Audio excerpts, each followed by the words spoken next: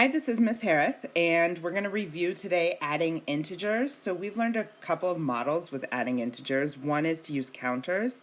The easiest way to do that is to draw the counters out. So if I want to model -4 plus 6, I can draw 4 negative signs to represent -4, and then I can draw 6 positive signs to represent +6.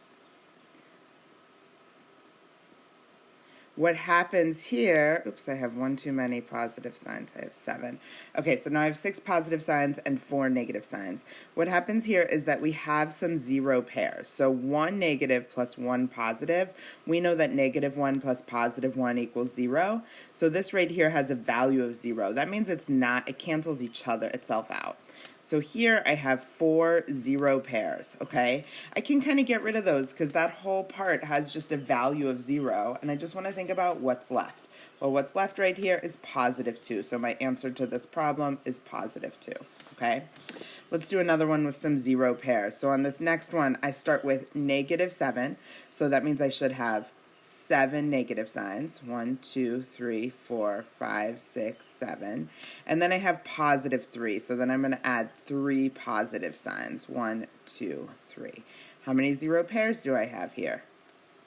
Exactly, I have 3 zero pairs. So I'm going to circle 1, 2, 3. Okay. So then think about what is left. What is the value of the numbers that are left? Well, I have 4 signs that are left,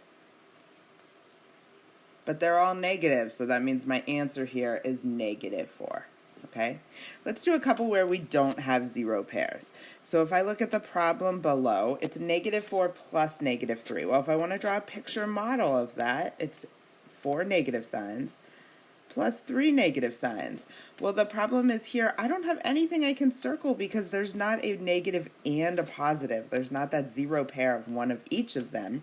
So I'm just going to count how many signs I have left. I have 7 signs, and my answer is negative because the signs are negative. You can do the same with positives, though you don't really need to because you've been doing this problem for a long time.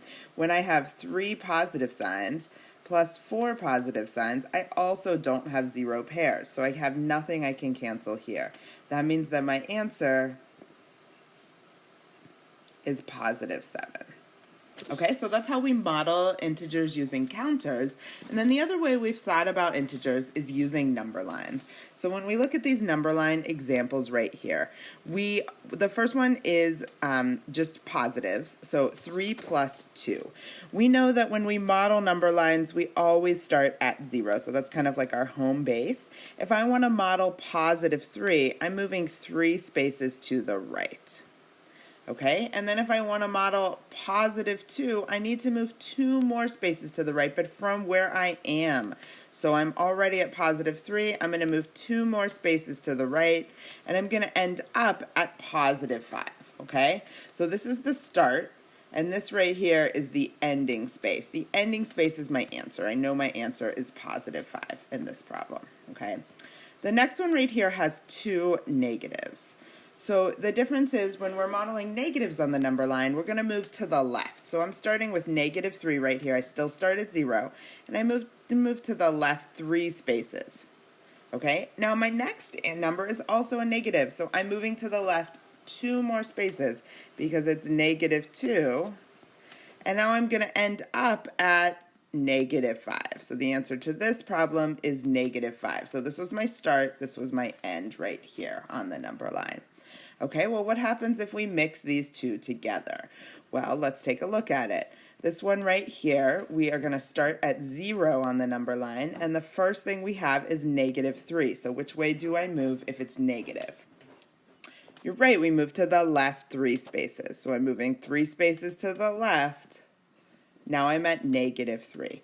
Okay, the second part of this problem is +2. So now I'm starting at -3, but it's a positive. So which direction do we move when it's positive? To the right, exactly. So I'm starting at -3, but I'm going to move 2 spaces to the right.